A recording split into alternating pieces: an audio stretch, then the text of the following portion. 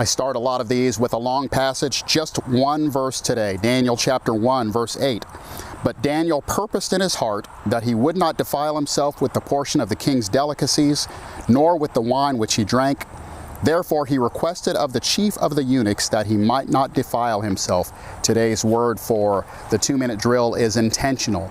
And that word in its purest form simply means to do something on purpose. As we think about intentionality, you might think of how you are becoming more and more like Jesus as every day passes. You might think about how you are serving the people around you, or maybe you're serving your family. You might think about being intentional with how you serve your employer. For me, I want to drive down to being intentional with the gospel. The great Robbie Trent said not too long ago, Jesus is our only hope. And for the person you are interacting with, Jesus is their only hope. I love that reminder.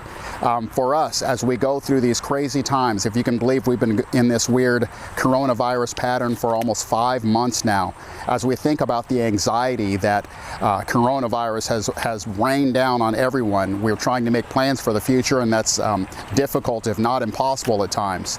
And so we need something that is stable. We need to have our hope in something that is fixed and something that is true and right and pure and all those things. And the Lord Jesus Christ is fixed. He is pure, He is true, He is right, and He is a rock.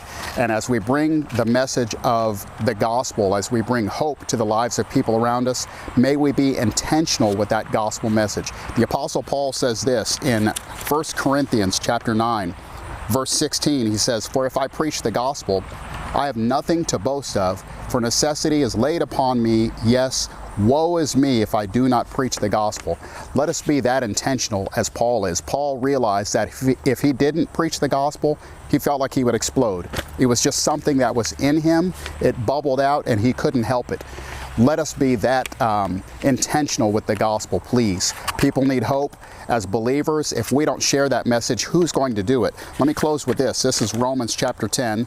Verses 9 and 10 says that if you confess with your mouth the Lord Jesus and believe in your heart that God has raised him from the dead, you will be saved. For with the heart one believes unto righteousness, and with the mouth confession is made unto salvation. And then jumping down to verses 14 and 15, how then shall they call on him in whom they have not believed? And how shall they believe in him of whom they have not heard? And how shall they hear without a preacher? And how shall they preach unless they are sent? As it is written, how beautiful are the feet of those who preach the gospel of peace, who bring glad tidings of good things. Let it be you that brings the glad tidings.